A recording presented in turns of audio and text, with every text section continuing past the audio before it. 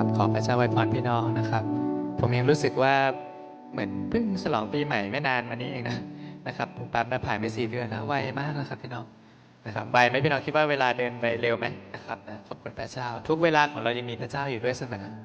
อาเมนครับดีใจที่ได้พบกับทุกท่านอีกนะครับ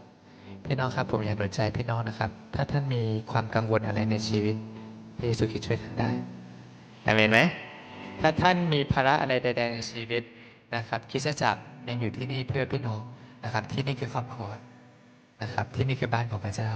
นะครับผมเชื่อว่าทุกคนที่เข้ามาด้วยใจหิวกระหายย้ำนะครับด้วยใจหิวกระหายนะครับท่านจะได้รับการเติมให้เต็มพระเจ้าจะสัมผัสท่านถ้าท่านนมัสการพระเจ้าด้วยจิตวิญญาณและคำสิงพระเจ้าจะเสด็จมาเยี่ยมเยียนท่านนะครับและจิตวิญญาณของท่านจะพบกับสันติสุขแท้จริงนะครับขอบคุณพระเจ้านี่คือสิ่งที่ผมอยากจะหนุนใจพี่น้องนะครับสำหรับเช้าวันนี้